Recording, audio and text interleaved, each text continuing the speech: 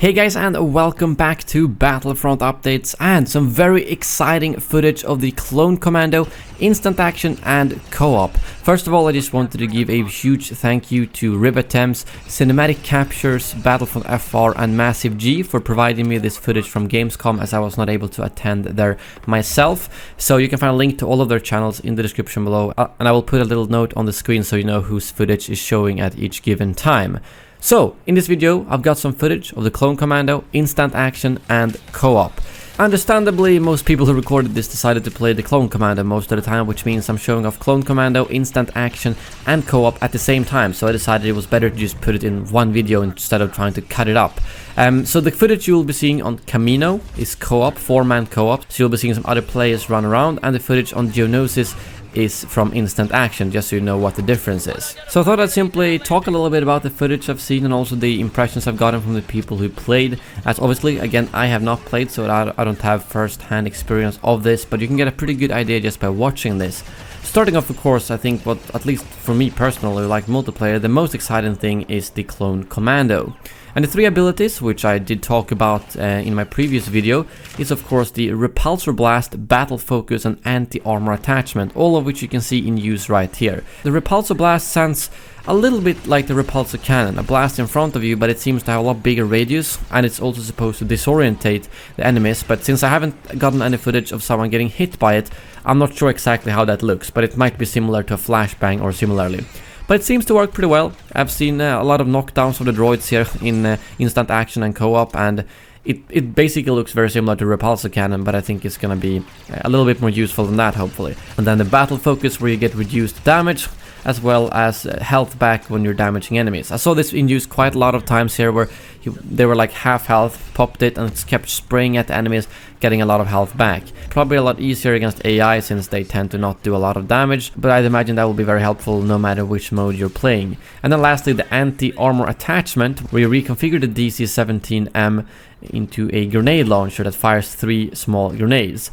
And I like these grenades a lot because I was expecting them to be a little bit like barrage, but as you can see from some of this footage, they both sound and look different, and they seem to have a lot longer range. I saw someone trying to like lob them across the map, obviously a little bit tricky since it arcs a little bit, but it does seem to work, which means that you will probably be able to fire it down very long corridors or just across the map basically. It seems like one of these dead-on hits does not have enough damage to kill a full health trooper.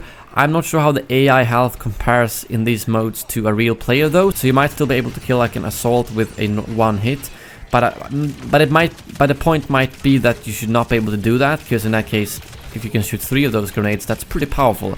So I'd imagine they do maybe 100, 225, 130 damage, but that's just my estimate from watching the footage. Also, another thing to note is that the Commando is from the Enforcer class, and the Wookiee is still there, so it's a bit similar to how they did with the Droideka. No new class for the Clone Commando, but it's just going to be slotted into the Enforcer class as of right now. Another thing to note also is of course the heating system, because the Clone Commando does have a straight up reload. It's not as clear as with Krennic's blaster, but you can see a blue bar on the screen that instead of filling up like with other blasters, it kind of goes down, which means that when it's completely depleted, you need to reload your blaster, and you can either reload it when you want, or it reloads automatically when it's completely depleted. And you can see that it's not like charging up again if you don't shoot for a while, which means you need to reload it. It does not work like a heated blaster, simply put. And you might also notice whenever someone melees with the Clone Commando that they use this little vibro blade that's stuck in the wrist, just like in the Republic Commando games. It's a very small blade, but you can still see it, and it's not just a normal melee. I think it deals similar damage to just a normal melee, a little bit hard to judge from the footage with the AI health and all that. But I haven't heard any information yet about if it does extra damage as compared to normal melee. I think it probably should, at least a little bit. I mean, it is a blade compared to just hitting someone with a fist, but nevertheless it's just a minor detail that I paid attention to. But overall, the Clone Commando looks really fun, and I'm excited to see how it's gonna pair up in multiplayer. I don't think it seems OP at all. There's no abilities to me that looks like it's gonna be a big problem. Or actually, there's one thing that could worry me, which is more about the damage reduction from the battle focus, because there's a lot of damage reduction on the light side, especially with the new star cards coming out to the heroes. So I'm not so worried about the Clone Commando being OP on its own, but more about the fact that the light side has a lot of damage reduction and health boosts, which might become very annoying in Capital Supremacy or Galactic Assault. So that's my only worry really right now, but it depends a little bit on how the damage reduction and health boosts stack with each other, and if they don't, it might not be a big problem, but if they do, people might run around being able to tank 10 headshots from a sniper, which will not be very nice.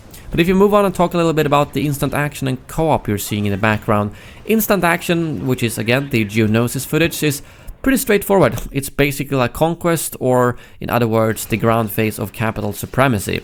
Capture the command post and just be the first team to get to 100%.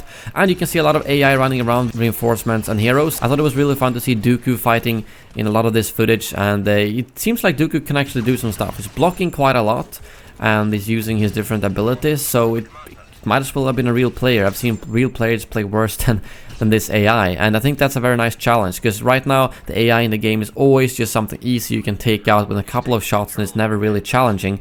But I saw a lot of times here where people had to back down or died from Dooku, so I think that's very good to see. I didn't see any other heroes in the footage. I don't know if I've just missed it or if it wasn't available in this session, but it's mostly just been Dooku I've seen so far. As for the co-op that you're seeing on Kamino, it seems to be very basic, where it's a little bit like Turning Point. That's how Riva described it, where you cannot recapture a command post the same way you can in Capital Supremacy or Instant Action, but if they capture part of it, it's gonna stay like that. And all the footage I've got are from the light side where you're defending, but I'm assuming it's just the opposite way if you're playing from the Separatist side instead. So it seems like co-op is very basic. I'm not that impressed of co-op, if I'm gonna be completely honest. It seems like it's very similar to Instant Action, just that you can play with a couple of friends. And to me, I don't see why they couldn't just have Instant Action with 3 friends instead of having co-op as a separate mode, where the only difference really is the way you capture the command posts. There doesn't seem to be any interesting objectives really, or similar to that, so co-op seems very basic to say the least, but it's still obviously better than nothing. If people who want to play with their friends against AI and not have to worry about all the pro enemies sniping them across the map, understandable. Something that I'm not really sure about either is if there will be difficulties to both Instant Action and co-op. That might be something the developers will clarify very soon, but in that case that would add a lot more value to it, because even if the objective is very basic in co-op, that could give you a good challenge with your friends if you can play at the hardest difficulty and try to keep those command posts or capture the command posts against some really tough enemies. Again, I've not heard anything about that, so I hope there's gonna be some tougher AI, because that would give even veteran players a reason to play these modes. But I will update you if I get any information on that. Same thing goes for if there's any other customization you can do on the modes, like how many AI, what type of AI do you want to play only against heroes, and things like that, like the original Instant Action had. I'm really unsure about that, as I have not seen any footage of the actual menu, because I think at Gamescom you basically just boot up Instant Action and it automatically puts you into a game. That's usually how it is at these events. They don't have all the back-end menus, so you can customize everything to your liking, but they have one working version you can play at the event. So the launch version might look a little bit different, which is probably also why they have this work in progress thing sliding across the screen, to make sure that we know that this is not the final version, since it's not releasing until over a month from now. But I think that's really all I've got to say about the Clone Commando Instant Action and Co-op from what I've seen so far. I will leave you with some extra footage here for a couple of minutes if you just want to feast your eyes on the Clone Commando wrecking some droids.